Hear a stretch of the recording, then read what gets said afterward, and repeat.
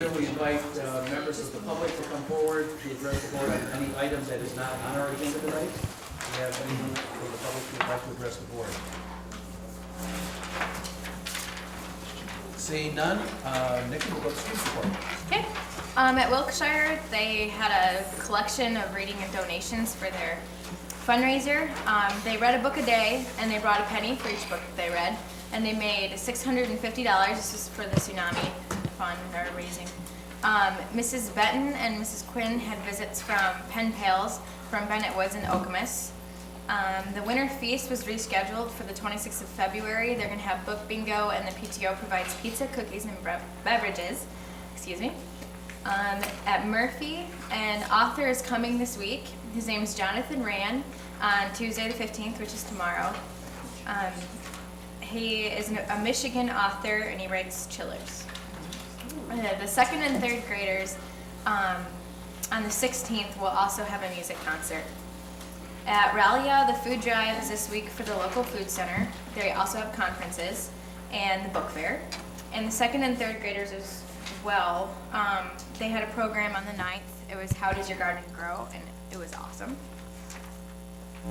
At the high school, the blood drive is going to be put on by NHS and the Red Cross. Sign up for teachers and students are all this week during A and B lunch. If you have any questions, come to me. And the day of giving blood is Friday, February 25th.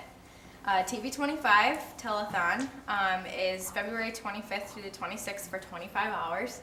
And Mr. Wajenki wanted to let you know that he's going to be on there at 6:20 p.m. Teen Summit.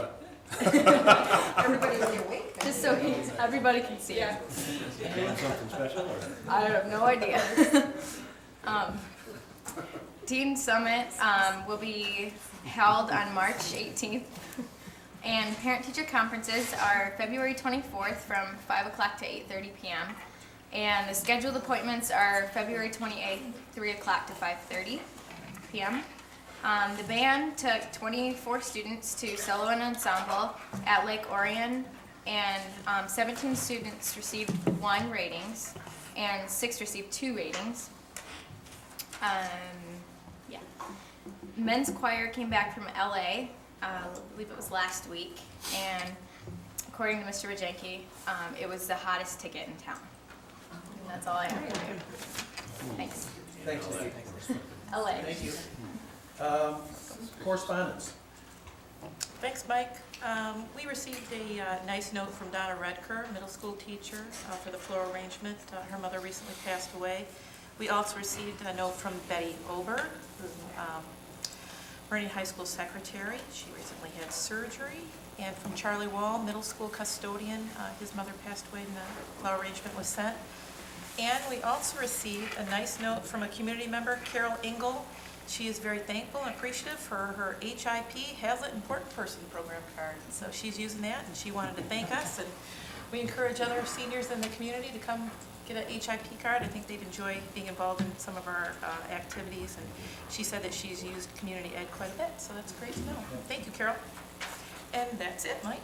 Okay, thanks, Kristen. Next is the superintendent's report. Thanks, Mike. Governor Granholm has proclaimed February the 13th through the 19th as Principals Week, and a building principal is the key factor in effective, productive learning in the classroom because the principal's leadership skills and abilities direct and affect the performance of teachers. So I'd like to salute our building principals. It's my pleasure to work with these outstanding individuals. Bob Hewitt at Wilkshire, he's with us this evening. Judy Tigrini from Raleigh is here. Diane Limbert from Murphy, she's also in attendance. Baldy Galitas and Gail Hicks at the middle school. Greg Shook at Meridian High School. Bart Wajenki, Lynn Bartley, who was here with us this evening, and Darren Ferguson from the high school as well. And then Joe Pamet, who directs our ESL program. So thank you to those outstanding principals on Principals Week.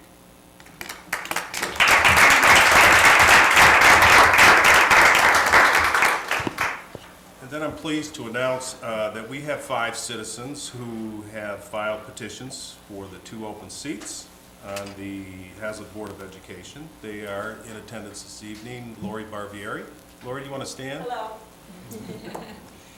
Hi, I'm Lori. Okay. Chris Cody, I think Chris is with us. Don Frank.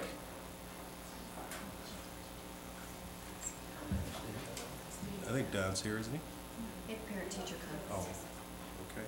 David Hamilton, who's not with us, and Jim Wood. Okay, and we have tentatively scheduled Meet the Candidates Night on April the 20th from 7 to 8 p.m. right here in our boardroom. And Bob Hewitt has agreed to moderate that evening. So again, the election will be held on May the 3rd. I'd just like to thank those citizens that have voluntarily stepped up. And then we have with us this evening is Virginia Sheets, who is going to introduce a special guest. So Virginia, if you'd step, please, to the podium. There, here. Right there to the podium. Thank you.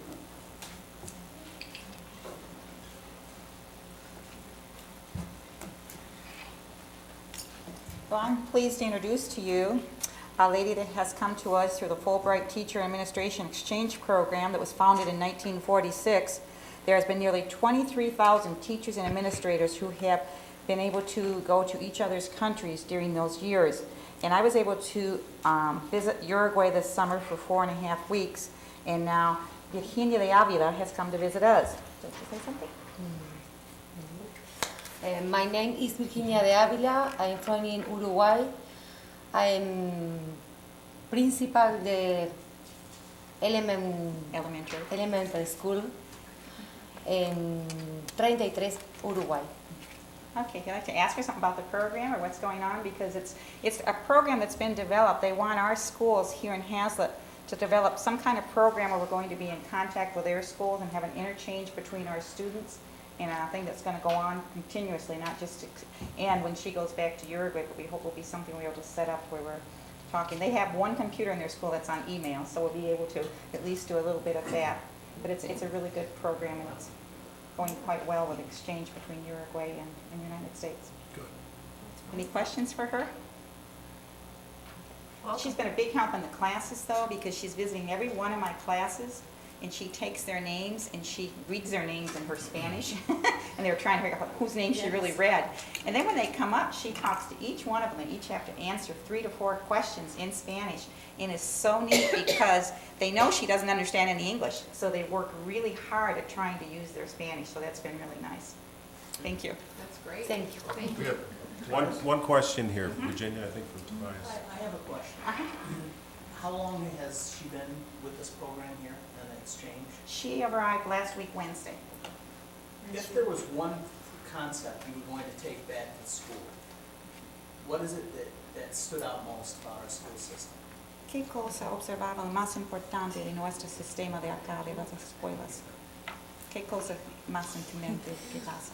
Algo que me impresionó, la disciplina que tienen los niños es diferente a la nuestra. No sé si también por muchos recursos que nosotros no los tenemos, muchas maestras de apoyo que nosotros no las tenemos. Por ejemplo, en la escuela de Virginia, yo observé que hay una maestra para lectura, una maestra para dificultad del aprendizaje, y nosotros tenemos una maestra que abarca todas las escuelas. Okay. Es itinerante, se llama. Let Tobias translate. Would you like to go with it? Yeah, go ahead. She's very happy about it. She's been impressed with the discipline of the students and how well they behave.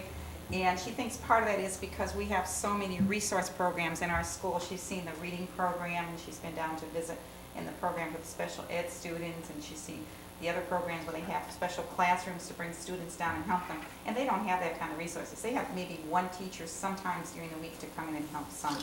And so she's really impressed with how many different resources our students have.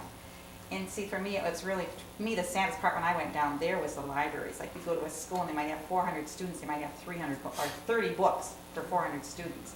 And the only way they get to see them is to go sit there and look at them for maybe half an hour once during the week. Nobody gets to take a book home.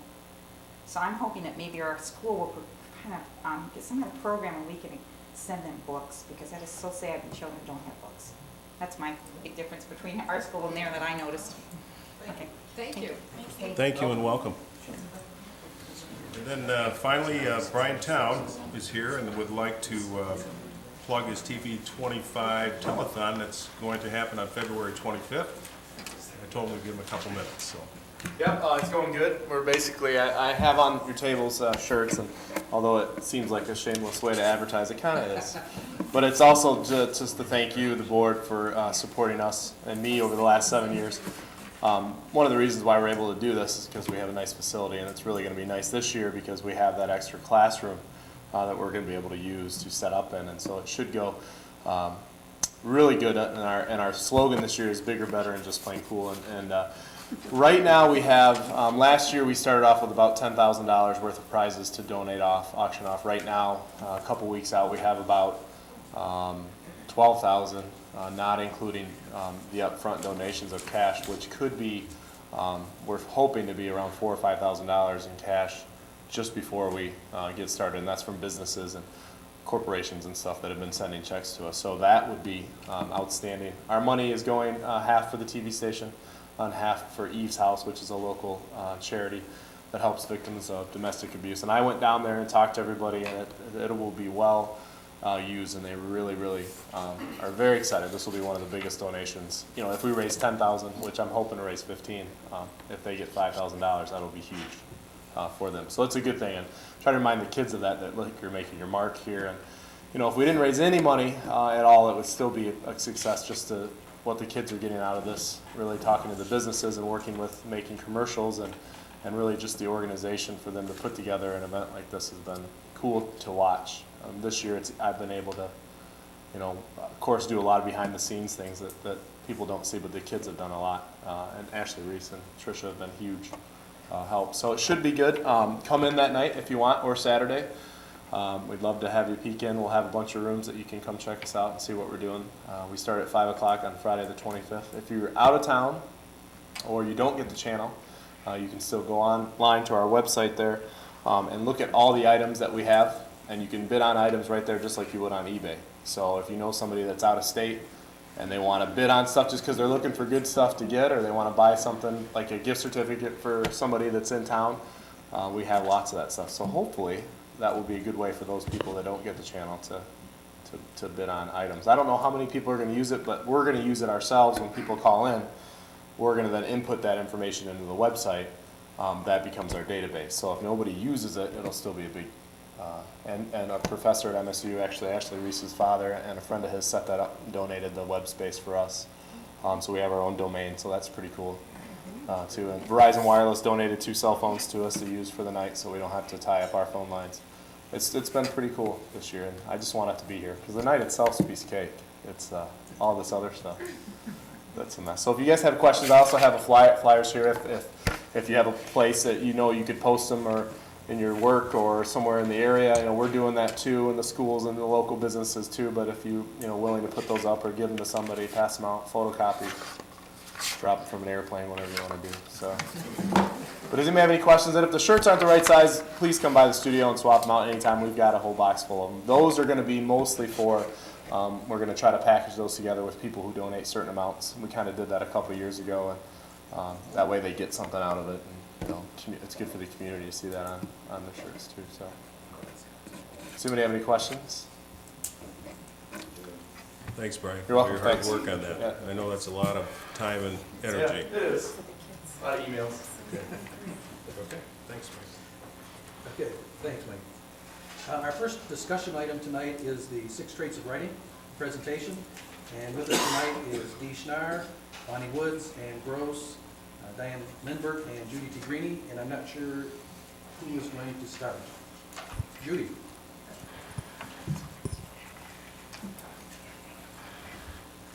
Hello, everybody. Also, Joe Dutcher was able to join us this evening as part of our presentation.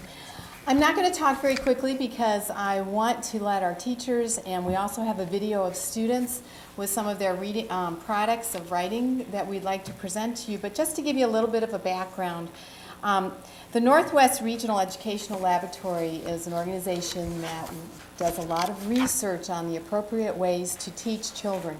One of the programs that they developed is 6 Traits Plus 1. And what Six Traits has done for us as a district is to give all of our teachers, K-12, a common language that you will learn about tonight as they teach writing to our students.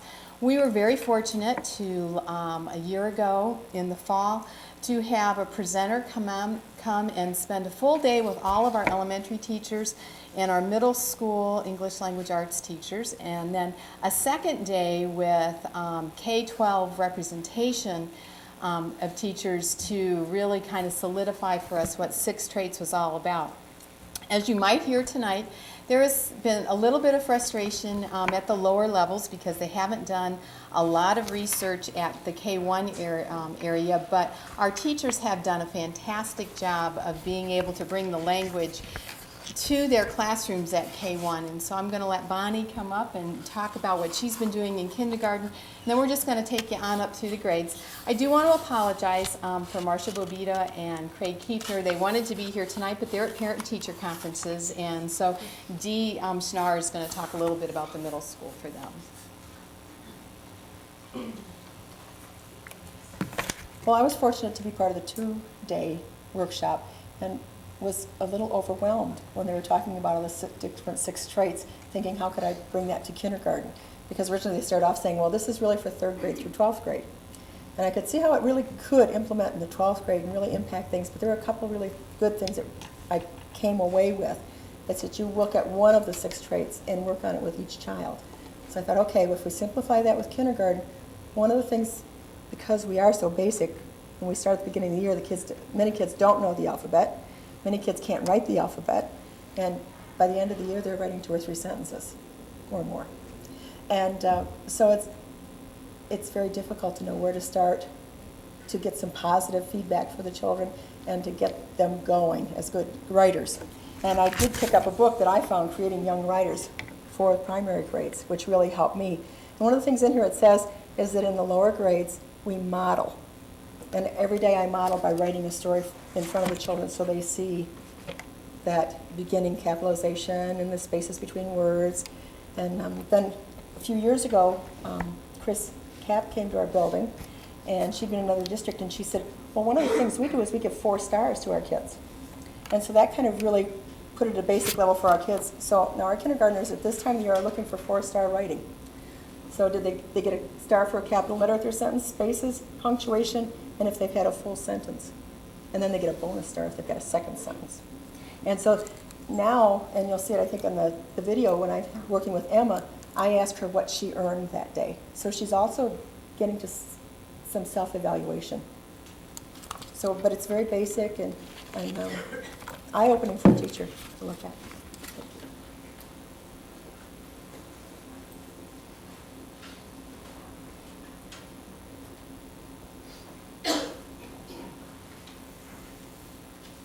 Well, in 1st grade, we build on what has been done in kindergarten.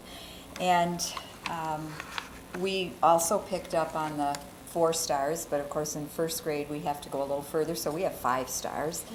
And we start out the year really without just getting the kids back into writing. So we would start out with just paper that would have a baseline that they could write on at a place. This is the place they would plan their writing. And almost always before they start writing, we have them plan what they're going to write. And in 1st grade, for a lot of the year, that is a picture. And then they would sketch their picture and then write about the ideas they had as they were sketching. And this is one of the things we work on. One of the 6 traits is ideas, and we work on that throughout the whole year. And it changes in form of how the children develop their ideas and how they get ready to write using their ideas. After the children are going pretty well, we introduce writing paper that has our 5 stars right on it. And at the beginning of the year, we started out with Makes Sense would be one of the stars, spaces between words, capital letters used correctly, clear printing, and correct punctuation marks. So you hear the carryover as they started out with in kindergarten, and we build on that. And Like Bonnie explained, when after a child has written and they read their writing to me, then that would be considered, I would be conferencing with them.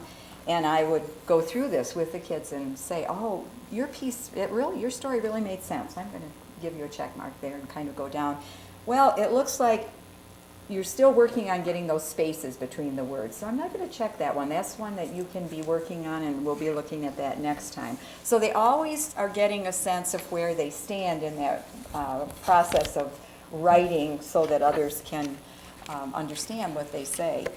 And this was what we used at the beginning of the year. Now in the second marking period, we have adapted and changed a little bit what is in the 5 stars to keep the children always growing. Making sense, we feel, is always primary, so that is still one of our 5 stars. This time we added, does it have a clear topic sentence? And the children really, believe it or not, in first grade are writing some very good topic sentences and understand that.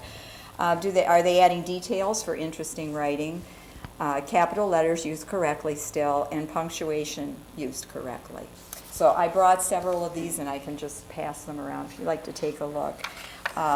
We base the stars on the 6 traits, and I'll pass this around so you can look at it too. This is what we're looking at. It's by marking period, and as we look at the 6 traits, ideas, organization, convention, sentence fluency, word choice, and voice, you can see fall, winter, and spring. And as we approach the 3rd marking period, then we will again change our little 5-star box to reflect what is on our rubric that we look at as we assess the children's writing. And I think Dee or someone else might show you the higher level of this, which wouldn't work very well at our level. So we've done a lot of modifying and adapting, still using the same vocabulary and ideas, but making it so that it works for 5- and 6-year-olds. To work on ideas and that whole piece of organization, then we present the children beyond picture making with a variety of different ways to plan. And we might start out very simply near the beginning of the year, just giving them a paper like this that would show what in their writing, what do they want to write about first, and then next, then, and last, kind of to get them to sequence and think about how that story is going to flow as they write it. And then we might change that just a little bit and have a place where they can put the title. They can think about a title for their piece of writing. And now, at this point of the year in my classroom, we're starting to use a piece that looks like this, where they can actually write the topic sentence, and then they can again sequence through the things that are going to happen in their story. This can be a picture, it can be 1 or 2 words. It's just their thoughts as they're planning. And then I do ask them on the plan to think of a concluding sentence, which for first graders, that's usually quite challenging. To how do we end the piece so that our audience knows this is the end of our piece of writing. And that's just some ways that we develop the ideas in the organization. And then a lot of things that we develop are, as Bonnie said, through modeling. Now that I'm trying to encourage the children to think a little bit about word choice, the words they put in their stories, I will, when I read a book to the class, I'll point out, oh, didn't those words, point out a certain word or group of words, didn't that really make the story interesting? Those are ways that you can make your writing more interesting. So the modeling and drawing their attention to things really does help them to grow as writers. And our classes have different ways of having the children publish their writing within the classroom, so that then they have an audience for it and they can read their stories to the class. And then In my classroom, I have a special little place where they put their little books that they've published that have been typed, and after they've shared them with the class. And then the kids can read those books just like they read any of the books in our classroom. So I really do think the 6 Traits helps me as a teacher and the children to focus on what's important in their writing to make it meaningful. And just as an aside to what Bonnie said about our frustration with the initial program really being geared to higher levels, we were very excited. Last week we had a flyer come through our mailboxes, as many do, but this one is a 6 Trait plus 1 workshop geared to K2. And it's going to be presented here in Lansing in May. So several of us are going to use our conference fund money and go to that and see if we can pick up more ideas of how to make this meaningful at our level. So, thank you. Is this every day? Ann, is this every day you do this? I mean, is it, how often are you running through this routine? The children write every day. Every day? Yes. And writing, we write for many purposes. Right now, we're just starting a new science unit, so our day's writing might be about science. It might not be, a story or a narrative. So, but they're doing some kind of writing just about every single day. And these types of things, I have a folder that the children keep their writing in, and we just call it our writing folder time. Some classes call it their journal writing. You know, there are different different terminology that people use. But So they get their feedback every day? no, just because there are 22 of them and 1 of me. And so I would say a couple of times a week I would be able to conference with them and give them this kind of feedback.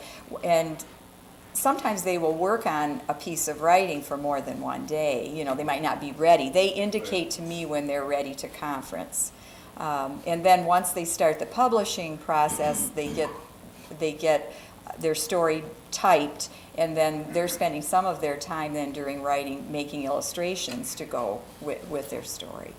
So, any other questions? I guess I just walked away without. Well, I just want to say this, but and confess I'm a little bit biased, that because my kids had both you and Bonnie, that if there's 2 people who could take that curriculum and sort of bring it down, to the lower levels, I can't think of 2 better people. Well, thank you. I know Bonnie's background in reading recovery, and you just are a terrific reading teacher. Thank you. I'm just glad that you 2 took that project on and sort of brought it down to Wilkshire. Thank you. It's been exciting. Any other questions?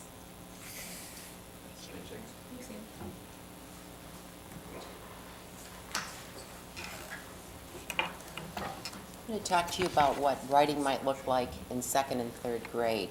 I would tell you at the 2 elementary buildings, the 6+1 writing traits has really been positively embraced by the teachers. And we've done different things. We've done a lot of study on our writing. We do the common writings. We had scores to look at.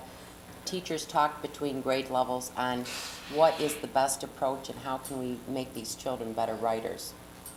It's not only learning to write, but at 2nd and 3rd grade, it's learning to write, but writing to learn also. And what you'll see, if you walked into a 2nd grade room or a 3rd grade room, you'd see children writing across the curriculum at this point. This morning I was in a 2nd grade classroom where children had written a story about Harriet Tubman. And 2nd graders, and some of those kids had written 2 pages. And it was their final copy. But they had taken what they had learned the 2 weeks prior, and teacher did a writing assignment and said, okay, on this piece we're going to really work on organizing a good beginning, middle, end. We're going to look at choosing really good words to paint a picture for your audience.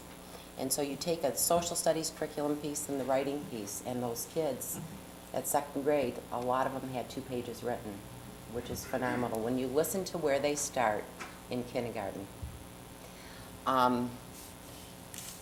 Between the two buildings, the goal has been this year to take 1 to 2 pieces through writing process a month.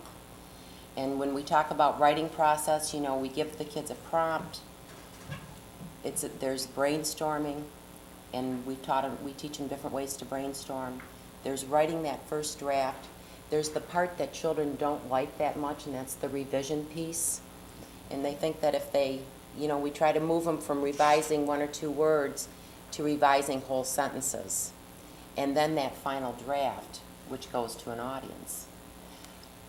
The children through this program have a lot of tools to produce a good piece of writing. And the teachers, in turn, have tools in order to deliver that instruction. Both schools, we've put up the 6+1 writing trait posters. So again, those kids are getting the common language throughout elementary and then into middle and high school. We've bought in picture books. One of the best ways to teach children how to write is to model it through reading story. And we might read a story that has good word choice or good voice. Those children listen to it and then they practice it at their desk. So it has been a very worthwhile program, and I think that, you know, in the end, what we want our kids to graduate from Hazlitt with is excellent writing skills, because those excellent skills help them in college or beyond with life. And if you think about the job force, there's not a job where you don't have to do writing or explain your thinking. And it's very good practice for those children to be able to do that. Writing is hard work. It is really hard work. It's thinking at the end of a pen, and to me, it's one of the best gifts we can give kids. So that's what the 2nd and 3rd grade looks like. Do you have a question? Yeah, you've said good voice. I've heard it from a few people, and I was just wondering, you know, to clarify what that means in the process of writing. Good voice, if I go back to thinking about teaching kids writing, it's the trait that's hardest to teach. When you read their piece, you can almost hear them talking. It's a memorable piece, as opposed to good word choice, if that makes sense. Sort of a flow to it? Well, it's a flow, but it's the voice that the paper has. And have you ever read anything by Mem Fox? She's a children's author. I mean, she's one that has awesome voice. But it's those memorable pieces. If you read 25 pieces of writing, there might be 2 or 3 where the voice, it paints a picture. You have those mental images in your mind. Okay. Any other questions? Okay.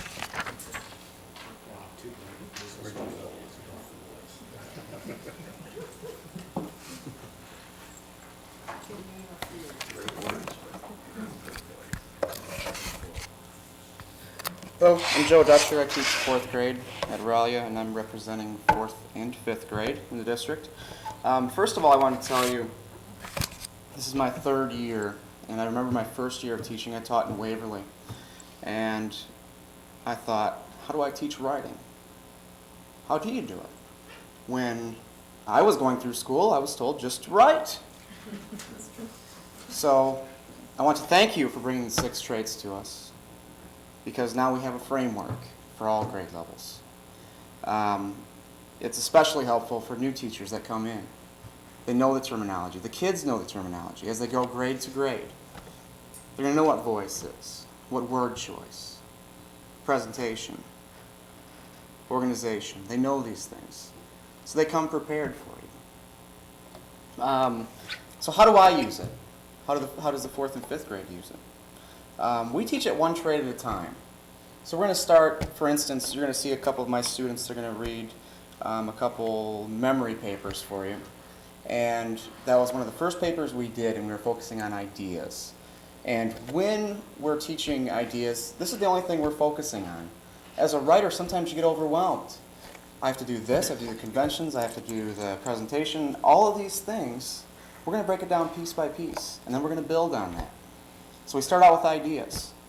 Then once we focused on ideas, we're going to move to organization. And then we're going to grade on ideas and organization. Then we're going to move on to the next trait. Maybe it's word choice. Then we're going to have those 3 we're grading on and we're looking for. We look at student samples for all of them. We let them grade student samples, see what they think. How do they score? And they can compare their own writing. That's been one of the most successful things, is letting them see others' writing. I've pulled up their own writing and let them grade it. So then when they get into a group and they're peer editing, they know what they're looking for. They have the ground rules. They know if they're looking for just ideas. Because sometimes you get a paper and it's, you know, I don't know, maybe memory paper, and the kids first want to look at conventions. They want to say, oh, you forgot your period or your capital letter. Let's just focus on ideas first, an organization. Let's build from there. So we're kind of working with them trait by trait and building as we go. We have the rubrics. Like I said, we focus on a trait at a time and build. I'm going to share one last thing with you about these traits that I thought was one of the most powerful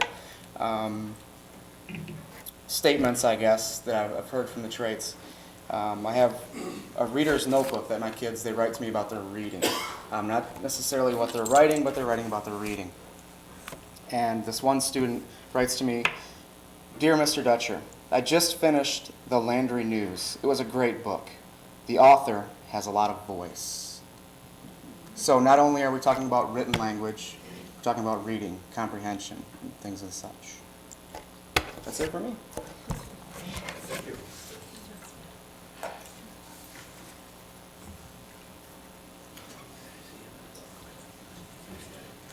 Don't let this pile frighten you. It's going to help me be very brief. And I get to introduce the video, which is the highlight of everything. So I have been asked to just let you know a little bit about the middle school. So that handout is just going to tell you that basically they all look at the 6+1 traits. The 8th grade level does the most with it. But they, a little bit like Joe was saying, focus on 1 or 2 traits at a time and really try to develop that, and then we'll move on. They use the example of writing a descriptive essay, focusing on word choice, and then a critical essay, focusing on ideas, conventions, etc. And then school-wide, we are, at the high school as well, working at getting writing across the curriculum. It's part of our North Central Accreditation writing goal, and the 6+1 traits has helped with that beautifully. We will use it in the writing assessment, common writing assessment that we'll do with them in April, and so it's been an excellent tool. You might say, what do those traits look like? So I brought this is the exact handout that our students receive, and I won't go through it with you because the video is going to do that for you in a much more interesting way. If you'll look at the icons along the side with the light bulb and the puzzle pieces and the microphone and the music, it beautifully pictures what each one of these traits means. And so I'll let that speak for itself. And on the back is simply the 5-point rubric scale that we use to evaluate students' papers. And of course, we're aiming for the 5 level, the outstanding and strong, which shows control and skill in this trait and many strengths present. When I went to the 6+1 writing 2-day workshop, the wording was basically designed for kind of middle level students. So I took it back to the high school, and we as an English department sat down and just elevated some of the wording so that it would fit our clients. And so this is what we came up with, and we've got the little adaptation note at the bottom. And then this is one other item that they offered us at that workshop, and I took that as well and turned it into a chart like this. And students have these in their binder, so that when they get an essay back, they get to look at each one of these different areas and chart how they're doing. So they can almost look like it with a graph at the end to see, okay, I'm making progress. Now comes the exciting part where you actually get the video. And really, the picture is 1,000 words. you're thinking, what did we do for entertainment last night? Oh, we watched people read essays. And really, in general terms, that might not sound exciting, but from a parent and from an educator's perspective, what could be more thrilling than to hear our students read what they have written? So it's going to show little vignettes from several different levels, starting with kindergarten and moving up. And when it comes to the high school level, let me pass this one on, and I'll go get the excess piles, I guess, when they end up over there. I was fortunate to choose a freshman writer from my Lit Comp 1 class, and then we skipped up to the seniors, just for brevity's sake, mostly. And Elise Snyder, I invited all of the high school writers to be here tonight so you could see them. And one was able to come. Laura Dulick, would you stand so they can see you in real life? And ironically, her schedule is such that it's amazing she could be here tonight. She has been lacing in between her high school studies 9 auditions at different colleges and universities in their theater and music theater, including Juilliard, the University of Michigan, and Carnegie Mellon. So we are very fortunate to see her tonight. And anyway, back to the freshman level, this essay that you'll only hear the first 2 paragraphs, and not even quite that, from Elise, is based on an out-of-class assignment where they, after we finished reading Tree Grows in Brooklyn, then she chose one of the 5 topics and wrote about that, and she's going to tell you a little bit more about that. So I wanted you to see the whole thing so you could see what it looks like.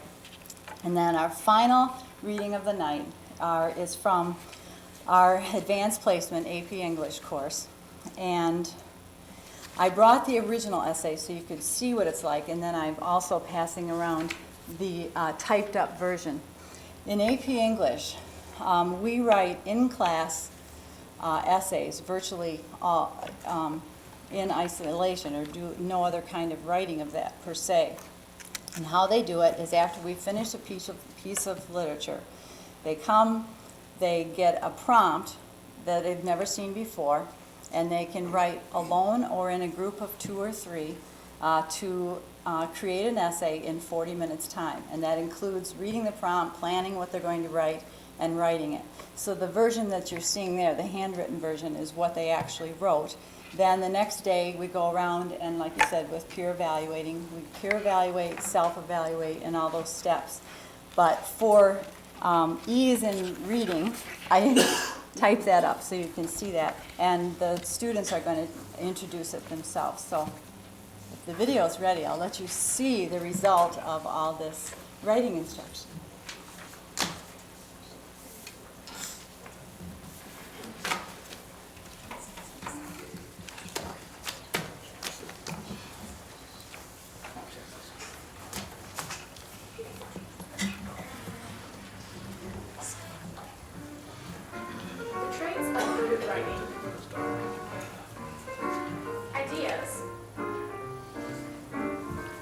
Ideas are a clear point, message, theme, or storyline backed by important, carefully chosen details and supportive information.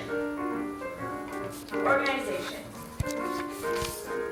Organization is how a piece of writing is structured and ordered. Voice. The voice is the fingerprints of the writer on the page, the writer's own special personal style coming through the words, combined with concern for the informational needs and interests of the audience. Word choice. Word choice is the language, phrasing, and the knack for choosing the just right word to get the message across. Sentence fluency. Sentence fluency is the rhythm and sound of the writing as it is read aloud. Conventions. Conventions are the editorial correctness and attention to any detail a copy editor would review, including spelling, grammar and usage, capitalization, paragraph indentation, and punctuation.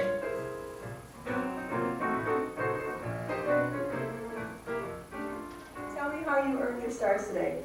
Complete sentence. You have a star for a complete sentence. Period.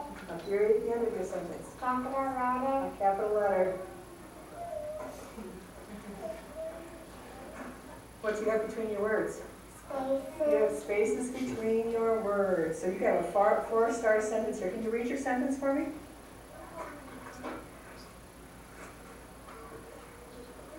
What number is that you wrote? 101 Dalmatians are hard to keep track of. Okay, nice.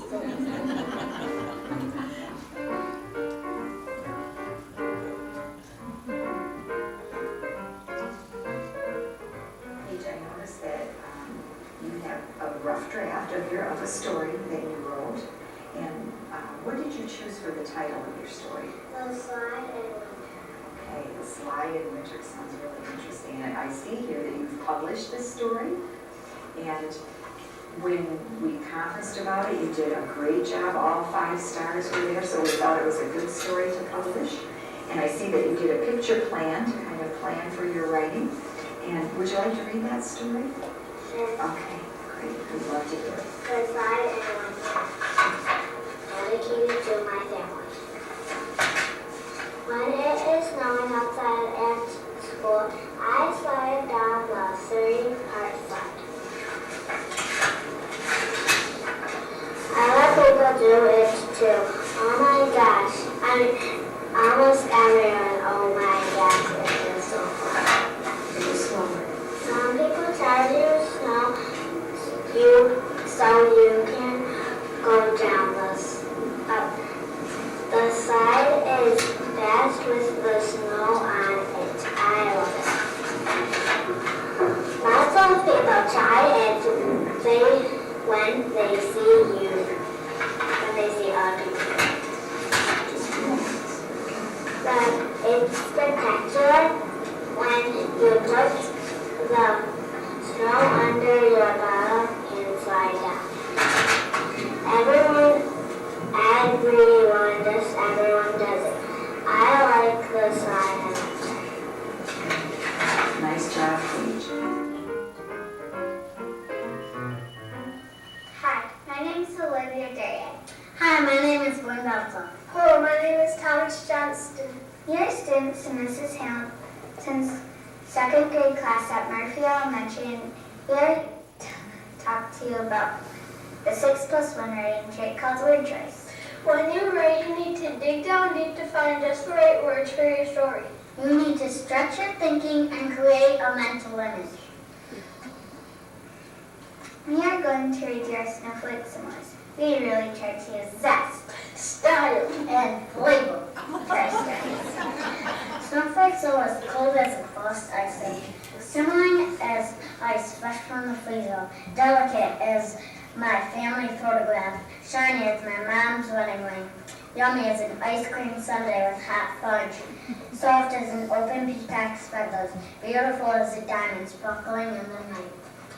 Snowflakes are as soft as a very cozy and fluffy pillow, cold as ice cubes fresh from the freezer, light as fluffy clouds floating silently, sparkly as paper snowflakes with glittering glitter, white as blank white paper, shimmery as stars shining bright in the dark, yummy as cold icicles hanging from my roof.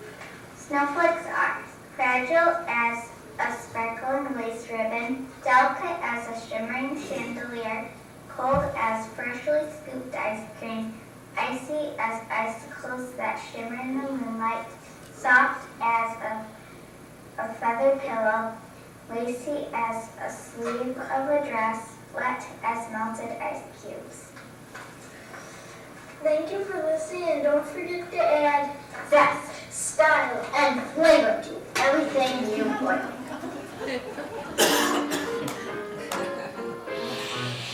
Hi, my name is Maya Beebe. I attend Raleigh Elementary School, and Mr. Dutcher is my teacher. The dead jellyfish. It was a normally 94 degrees sunny day in Gulf Shores, Alabama. My friend and I, Sierra Bain, were vacationing there. This particular day, we were at the beach. We were playing games, hide and seek, tag, and ball. Then we noticed a pink jellyfish on the shore. People were throwing them at each other. We thought they were awesome, so we started approaching the spot. When we arrived, they were splattered everywhere.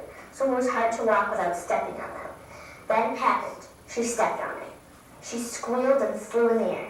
She had a gloomy look on her face. Then she showed me her foot. It was covered with goo. After that, we started playing with them. Our parents were not pleased.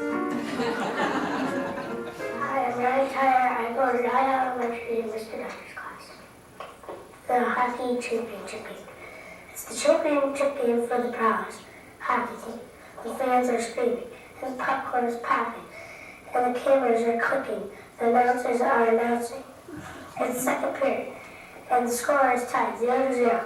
Then Tyler, coming off the bench, got the puck and passed it to me. I shot the puck, and there was Nick put it in the net. I felt so happy and free because the other team can go back and score to tie the game. But nope, we played hard and good. We kept them from scoring.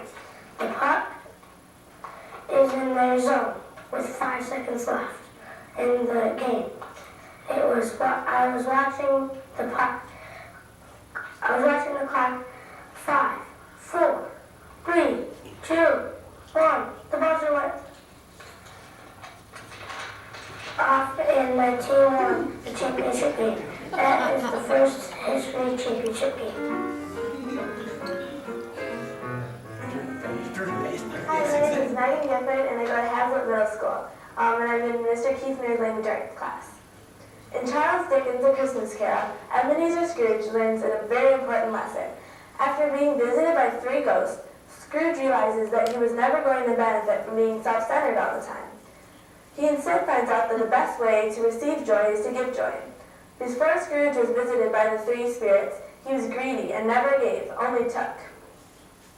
After his change of heart, he did great deeds of good, such as purchasing a prize turkey for the Cratchit family. Scrooge also gave a hearty sum of money to the poor. As you can see, in A Christmas Carol, Ebenezer Scrooge undergoes a great transformation that will lead to his happiness in the future. My name is Lee Snyder. I'm a freshman, and my prompt for this essay was to discuss 2 themes in the book we just read. In a world filled with empty, staring eyes, starving children, and a place that should seemingly be devoid of beauty, Francie Nolan, the main character of Betty Smith's poignant novel, A Tree Grows in Brooklyn, manages to find evidence of beauty everywhere. While she is not naive enough to believe that Williamsburg, the small section of Brooklyn she grows up in, is a beautiful, safe haven for its residents, she does notice the unappreciated grandeur of its narrow, dirty streets and its inhabitants. Francie and her parents' ability to see and value unrecognized beauty and our understanding that beauty unnoticed often lives and thrives more so than beauty which is seen by all becomes a subtle yet central theme of the book. A more obvious theme of the book is education leads to success, both in one's moral views and in the business world. Beauty is truth, truth, beauty. Keats 1. A better and more accurate definition of what beauty is cannot be found. Keats' statement fully encompasses the soul of beauty. The characters Betty Smith creates in A Tree Grows in Brooklyn wholly understand the spirit of this statement. Katie, Francie, and Johnny repeatedly prove the book's principal theme, unrecognized beauty, often flourishes more than that which much of society sees and accepts. The ability to see past the grime and notice the small whirls and unique attributes that each person and thing possess is a rare gift. However, all of these characters see the splendor of the world. Each character expresses the hidden beauties he or she discover in ways unique to each personality. While Johnny may have a drinking problem and cannot hold a steady job, the exquisiteness of life often causes him to burst out in song. Then, as whenever he is moved or stirred, he has to put it into a song. Smith 170 to 171. Katie's responses to the hardships of life is to harden herself, to rid her personality of the old tenderness that had made her such a fine young woman, to barricade her heart and soul to the tender intricacies and beauty of life. At times. My name is Laura Dulick. My name is Erica Betts. And my name is David Gale. In AP English, following each piece of literature under study, we write an in-class essay on a never-before-seen prompt, written in a 40-minute time period. When we choose to write it as a group of 3, we create the introduction together, each write a body paragraph independently, then reconvene to construct the conclusion. We wrote our essay on the following prompt. Many plays and novels use contrasting places to represent opposed forces or ideas that are central to the meaning of the work. Write an essay explaining how the places in The Great Gatsby differ, what each place represents, and how their contrasts contribute to the meaning of the work. And our essay is: vivid imagery and intricate details are commonplace in F. Scott Fitzgerald's masterpiece, The Great Gatsby. Ideas, emotions, and symbols are woven through the different scenes of the story, creating a veritable work of art. Rich and marvelous houses are matched against the background of the dark and dingy Valley of Ashes. Placed on adjacent pages, the Old Money East Egg and the Jazz Age West Egg seem so similar, but each represents an opposite view than that of their neighbor. Even settings that are mountain ranges apart, the East Coast and the Midwest, are used to show opposing forces at play, representing ideas ranging from the American dream to its utter failure, and the big city success to troubled outskirts. The Great Gatsby portrays settings in stark contrast to one another, corresponding to their most fundamental meanings. Perhaps two of the most obvious contrasting settings of the work are the affluent West Egg and East Egg neighborhoods. When juxtaposed, their differences become alarmingly clear. The ambitious atmosphere of West Egg is home to those who have newly acquired money, while the lackadaisical atmosphere of East Egg casually comforts those who have inherited generations of wealth and refinement and are, in other words, known to be old money. The representations of West and East Egg are imperative in that they drive the actions and mentality of their inhabitants. West Egg is especially symbolic as being concentrated with ambition and materialistic aspirations of the American dream during the Jazz Age. However, East Egg is manifested with the extreme carelessness that comes with the extreme comforts of being in possession of extremely well-established wealth. West Egg resident Jay Gatsby is representative of the uncertainty in finally obtaining the green light goal, while the East Egg, as seen through Daisy and Tom Buchanan, radiates comfort and security. Comfort in knowing that all fiscal means will always be secure. The contrasting differences and representations of the eggs are prodigal contributors to the meaning of this work in that they develop the mindset of the characters, as with the drive that keeps Daisy from leaving the solid foundation of old money for the instability of Gatsby's recent fortune. Just as these two communities can never be the same in a societal perspective, Gatsby and Daisy will never be able to unite. On the path from the plush eggs to the big city lies the Valley of Ashes. Its name alone gives rise to connotations of oblivion, waste, and death. This, in comparison with the sparkling and breathtaking metropolis at outskirts, illustrates the acute differences between New York City and its unpleasant byproducts. Fitzgerald explains to his ever-trustworthy narrator Nick that the Valley of Ashes is an industrial sort of place on the edge of a city, and is not just common to New York. Every large municipality has this wasteland of humanity. Given this universal statement, this area on the perimeter is thus symbolic of all the unpleasant effects of a beautiful endeavor, in this case, Manhattan. Not only does this region appear as barren as the label seems, but the people who inhabit it are struggling gasoline attendants, filled-up optometrists, and desperate housewives, as compared with the carefree mint julep-sipping socialites in the city. Even God is apparently devoid in the valley, as he is reduced from advertisement in the eyes of Dr. T.J. Eckelberg. This clear distinction between these two locales is critical to the meaning of the story. It is the radiant and affluent city which leads Jay Gatsby and Nick Carraway from their Midwest homes to the east. But when Nick's eyes are opened to the Dr. Jekyll into which the Mr. Hyde of New York City eventually evolves, the Valley of Ashes, he is disillusioned and left with two options: return home or risk being swallowed up by the careless people who let others clean up the messes they make. One's original home can often be detected by certain rules. Whether a stout young man has a southern drawl or a stern old lady speaks with a Michigan A vowel, certain ways of speaking correspond to a given area. But speech is not the only identifier that can separate regions. Lifestyle and personality may keep someone from being happy when placed in a new environment. All the main characters from Gatsby hail from the Midwest, but are attempting to survive in a cutthroat East Coast world. Louisville, Kentucky is no New York, New York. That problem faces Daisy in her struggle to be happy. The only way she knows how to seem satisfied is to ignore morals and reject responsibility.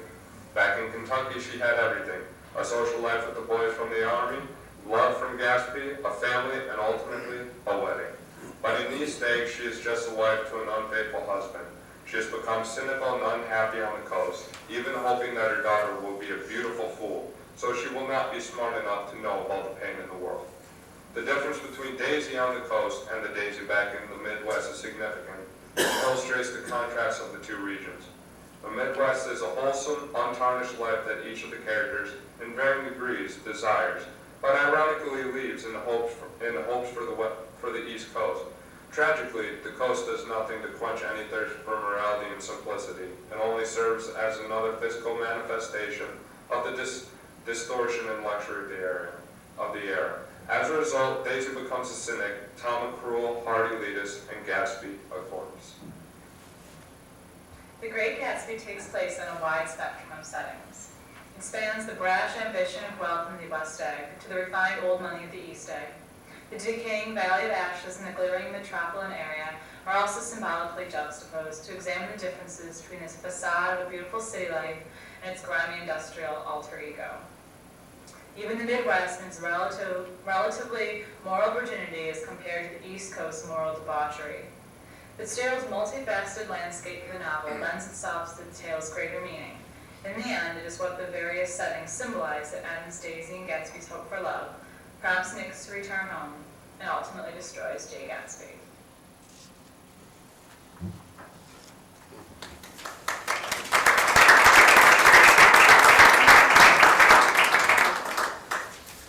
I can't think of a better way to culminate all of that instruction about writing than to show what our students can do in 40 minutes time when they've never seen the prompt until they enter the classroom on that day. But it certainly is not something that's acquired in their senior year or in high school, but as you can see, from kindergarten on. Any questions? Well, I can tell you one thing, Dee, that wasn't written at 4 o'clock in the morning the day it was due. That's what I get. And they must regress when they go to college. It must be. My standard joke to my students is there are more than 15 verbs in the English language. And I'd appreciate it if you use them. And the sad thing, the really sad thing, and though I don't require this kind of writing, I have other kind of writing, if I got words like this, I would run it through to see if they plagiarized directly off the internet. And we're running about 15 to 20%. Just if I see words, those wonderful words in this is a wonderful written piece of work, but if I see words like magnificence, poignancy, a piece of a butterfly wing, there's no way I get that. And I would put it in, I would find that they probably lifted it from somewhere else. It's sad, but Right. it's And that's the glory of having the 12 years of support. Yeah. So. Well, indeed, what I would say is, it's interesting that to have this presentation tonight because our youngest son Bob was home this weekend. He's a sophomore now. He was in 2 of your classes. Yes. And was talking about a peer review or editing and writing class he's currently in Michigan State. And he was appalled at the writing skills of other students within the class. And really credits you and the other teachers here in Hazlet for his ability to write a very good essay that the instructor was very pleased with the essay that he turned in. And so I personally really appreciate the work that you do and that the other teachers within the district do with our children every day. I want to thank you for being here tonight to make this presentation, but also thank you for the work that you do with our children every day, because we see the results as they move on. And we're just lucky tonight that I had the opportunity to share with you what we heard from our son here this weekend. So thank you. Thank you. Yeah, you should know you're a favorite at our house too. You know that, don't you? And Jenny is in graduate school in English and literacy. So. And there's where the reward comes in. Yeah. Thank you. Thank you. Yep. Thanks to all of you. Any other questions or comments from the board? Can I just ask, Judy, you may have said this at the very beginning, but how long have we been doing this? Basically a year and a half at this point. But we've had, our teachers have taught writing very well. We just did not have a common language. Right. Reminds me a little bit of everyday math in that it's now sort of connected grade to grade. And what do we expect to see out of it? I mean, seems to me we've done this because we think it's better. Do we expect it to result in that are MEP scores, or, I mean, how do we measure success here? I think we measure success through our MEP scores, definitely. I think that we'll see that our children will become better writers, and with the variety of writing, they know how to write when you have to write from a prompt, when you can write from your own experiences. But now they have words that they can put when they're in the revision process. One of the most difficult things for students to do is to go back and to revise. We say, we want you to make this paper better, and as it was alluded to, they just look at capital letters and grammar. They didn't know what to look for. They didn't know to look for, oh gosh, I have a bunch of boring words in this sentence. I was in a second grade classroom last week, and the students were reading to me this little book that they wrote. And this little boy pulled out his book and he says, now, this is the really boring sentence. And now I'm going to put word choice into my sentences and show you how I can make this really boring sentence so much better. And so it's giving them a language to use as they go through and revise their work. And when we're learning this in kindergarten, first and second, we're going to get more of that kind of writing at the high school level, I think. And because it's consistent K-12, the kids are hearing that language, and each year, as it's taught to them, they're going to become more of an expert with it. So I think it's the revision piece that's going to help us the most. Terrific. Thank you. Any other questions or comments from the board? Again, thanks, everyone. Wonderful, thank you. Our second discussion item for the night is the budget amendment for the 2004-2005 budget. And Steve's here to make the presentation. Thank you. Try to make this short as possible. I know you've been here for a while, so I'll try to rip through this. You all received the blue document in your board packet. That's the actual full document with all the description and all the detail to it. What I'm going to do here tonight is basically just go through some of the high points. And I'd like to also talk a little about forecasting for 05-06, if I can get this.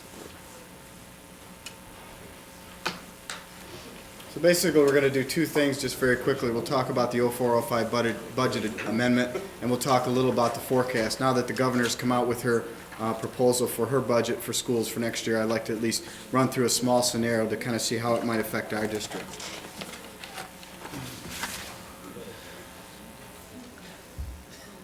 Basically, we started out the year 04-05. The board adopted, if you look at the middle column, the board adopted the budget back in June of 04, essentially adopting a balanced budget, excess revenues of about $500,000, budget variance of about $500,000, to essentially see basically a balanced budget, beginning fund balance being $2.5 million, with just a small increase in fund balance to end the year at about $2.5 million. As we look at amending the budget for 04-05, essentially what we're doing is we're recognizing some of those budget variances in the revenues and expenses, and essentially getting to what we believe to be a closer number of where we might land at the end of the year. So essentially what we're doing is we're adjusting up revenues and expenditures, and we'll go through some of those detail later. We're arriving at it now a budget deficit of $197,000, which is with an assumed budget variance of $197,000, which basically gets us back to a balanced budget at the end of the year. So essentially, we're ending fund balance at $2.5 million, which is where we started the year. Just very quickly, just to look at where the detail comes from the various sources of revenues and expenditures. I'll go through some of these in detail, but that just kind of gives you a full picture of where those expenditures or revenues are adjusted within the budget. On the revenue side, most of our increase in revenue came from the addition of 29 FTEs. Our original estimates of our fall count for 2004 were about 36 students higher than we had projected. When you blend that with the February count, we come to about 29 FTEs. So that gives us about $200,000 in additional revenue. Other items included an interest and penalties adjustment, foundation or grant adjustments from prior years, additional revenue in Kids Connection and community enrichment, a downward adjustment in interest income due to rates, indirect cost recovery, which is the amount that we charge ESL, food service, and Kids Connection, additional revenue from there. Adult Ed membership is down. The reason because we used some of our carryover money last year to offset some of the proration. We're assuming that we're not going to be prorated this year. The school aid fund looks like it's going to be balanced for the end of this school year, so we're not assuming a foundation proration, so we're taking that out. Federal grants are up slightly because we're showing some additional carryover. We got some additional money from ABE grant for ESL program. Some additional money through special ed. We sold one of our vehicles and some other miscellaneous adjustments, which basically get us to about $362,000 in additional revenue items. Salary adjustments, those are all the salaries as you look through all the different areas of the budget. Since we're up $87,000, we can probably attribute most of that to the addition of the assistant principal at the high school. We talked about that back in November, but that's where most of that comes from. The other areas of employee benefit adjustments at the beginning of the year, we look at where we might end up for all our health insurance and all the other insurances. We're at a downward adjustment of about $38,000. We've adjusted for curriculum expenses, some executive administration costs. Property and casualty insurance was adjusted downward. We bid that out last year and we saved some money, so we recognize some of those savings. The contingency fund was brought down. Interest expense, as interest income was up, was down. Interest expense was actually down also because we borrowed less money this year because our fund balance was higher than prior years. Adjustments in telephone, indirect costs, bus maintenance, and as you know, we just purchased 2 new buses, which added $114,000, and we had some other miscellaneous items, about $15,000. So we're at about $59,000 increase in revenue or in expenses. Just real quickly, I just wanted to run through fund balance. We talked about this before. We're essentially about 10% at the end of 03-04. We're projecting we're going to be about the same position for 04-05. That puts us at about 10.39%. It's a little smaller because our budget's growing just slightly. And we talked about this last time, how we compare to other districts. We're about 8% undesignated, about 10% total fund balance. These are the other districts in the area rate as far as fund balance goes. Statewide, at the end of 04, districts are at about 14%. So we're a little below the average, but I think we're still in pretty good shape as far as where we're at for fund balance. I just wanted to just briefly touch 05-06. As you know, the governor's come out with her proposal and some of the numbers. So what I thought I would do is just kind of run through a quick scenario of how that might affect our district, just as a starting point. Obviously, we have contract negotiations up this year, and so there's a lot of things that we still don't know about, but at least to kind of give you just a short scenario of where we might be at the end of 05-06, or what we'd be dealing with as far as the budget for next year. She's proposing $175 per pupil increase in foundation allowance, an additional $50 per high school pupil increase. The retirement rate, which is always concerning from an expense standpoint, is going up at 1.47% to 16.34%. It was originally projected to go about 2%. They had some additional carryover monies, and they had some actuarial adjustments, so that's down a little from what they had originally projected. If you add in some just minor other assumptions into the expense side, just adding in normal salary increases, I just threw in a 1% just to kind of give you a base of what 1% would be for the district. Health insurance increases of 9%, which is roughly what our cap is now for most of our groups. Inflation increases on the revenue and expenditure side of approximately 3%, which would be for items like utilities, supplies, all of those other items, just as a starting point. And at this point, we're looking at a decline in blended enrollment of about 25 FTEs. As you know, our count is blended from February to September. We just got our preliminary count for our February, and we're down about 25 students from fall.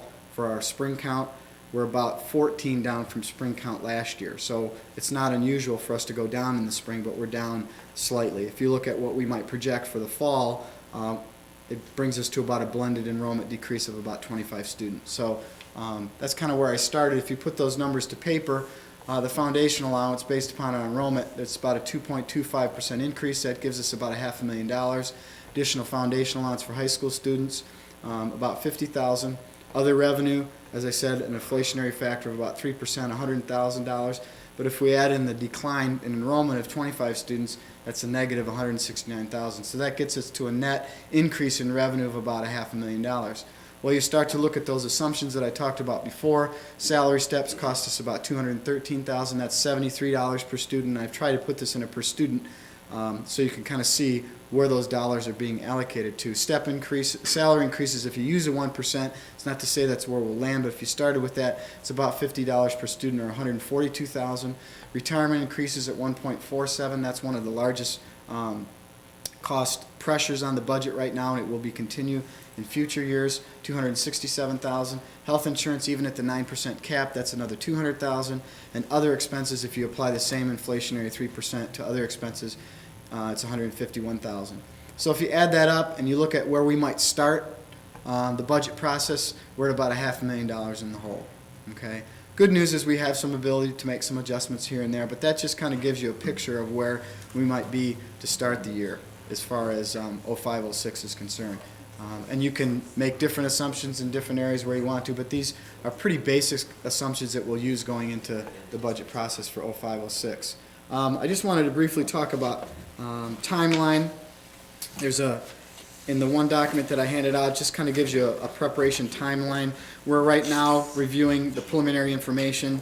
That's the February, March. We'll be out talking to various groups. Mike and I visited Raleigh PTO a few weeks ago. We're going to visit all the PTOs to get some input from our community. We'll be talking to employee groups. We'll be doing everything that we can to get comment on the budget. We'll put everything together. Essentially, we have to have it finalized by the end of May. It has to go out for review, has to be published, and it has to be passed by the end of June. Now, some of those assumptions we're going to be struggling with because if we don't have a contract or we don't have some of those numbers prior to that time, you know, we may have to put out some assumptions as far as what we might settle on as far as insurance and salaries and those types of things. But that just kind of gives you a brief timeline of where we're going. And I'd open it for questions or answers. I know that was kind of quick, but most of you have seen some of these numbers as we've discussed this in both policy and finance facilities committee, so I'd be happy to answer any questions.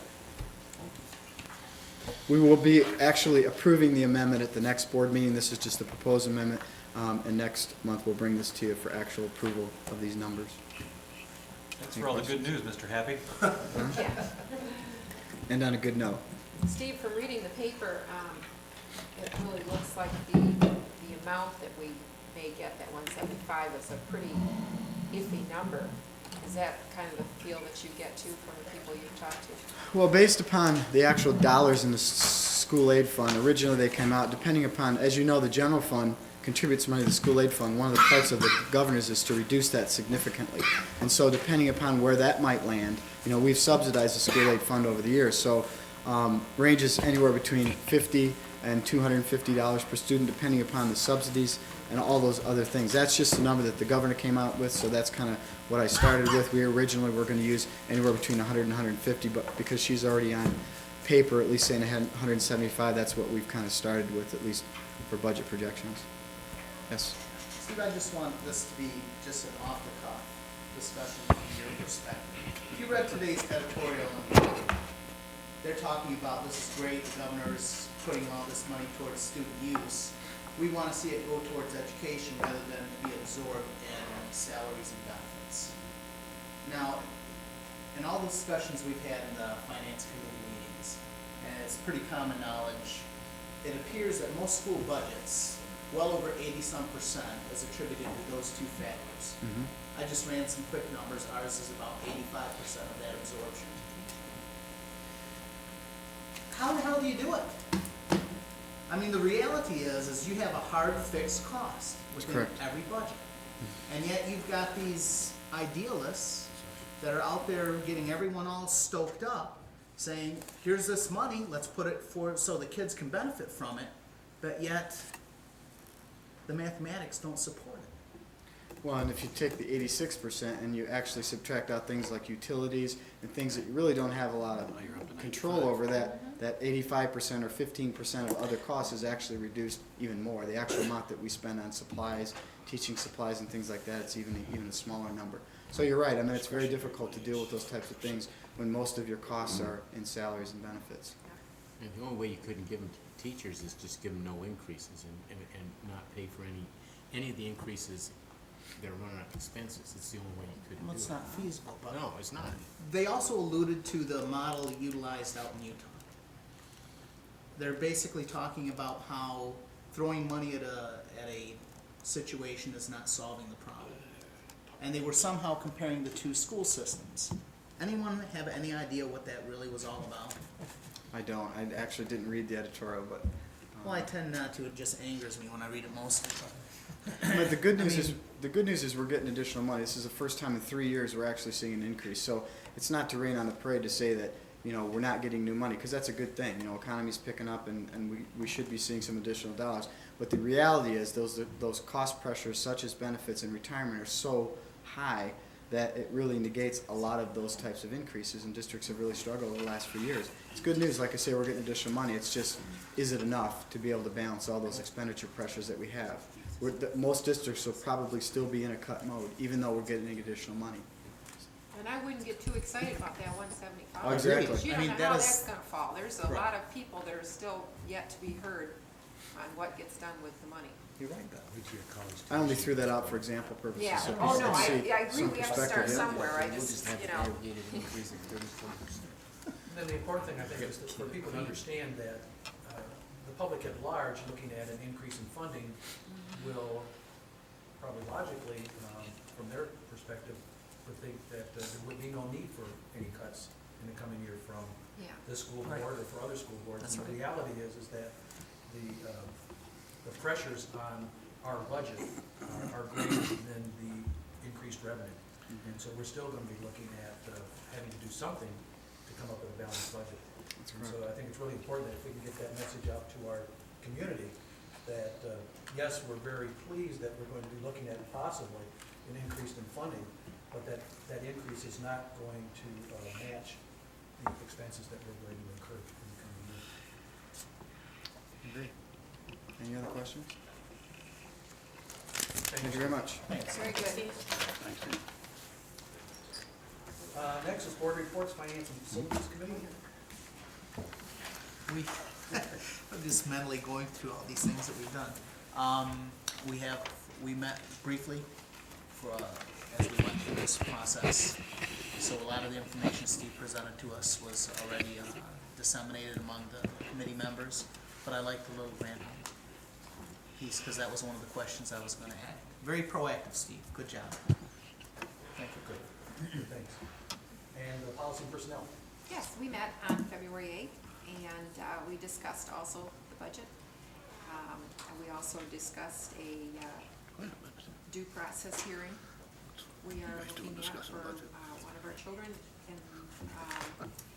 and we also discussed a possible need best effort policy, what that might look like. And we had an update on the search for the Director of Facilities and Operations position. Any other items from board members that they'd like to share at this time? Saw a new sign on the high school. I was wondering if anyone else had seen the new sign that indicates that Mr. Duda is following through on signage, and so we now have a new sign in front of the high school, and I thought it looked very nice. On the side of the high school, high school identification, it's a little larger than we. It is large. I noticed that, yeah. I proportionate. wondered. Must be for your new reading glasses, It right? looks good. I can see with my glasses. Yeah, yep. I noticed there was, Clearly, it's not the middle school. no, Yes, clearly. but it looks very nice. Any other items that anyone would like to share? Moving on to action items, we have 3 tonight. Approval of the minutes from the January 4th regular board meeting, approval for out-of-state field trip request to Stratford, Ontario for the English class. Oh, go for everything. Requests, and we have a motion. So moved. Second. All those in favor say aye. Aye. Any opposed? Seeing none, it passes unanimously. Announcements, the Board of Education will hold its next regularly scheduled meeting on February 28th in the boardroom at 7 o'clock. And at this time, at the time we hired Mr. Duda as our superintendent, we were going to set a date to do an interim review of his goals, and tonight is the night. So what I would do is entertain a motion to go into executive session. So moved. Cheryl will then take the roll. Second. Okay, Cheryl?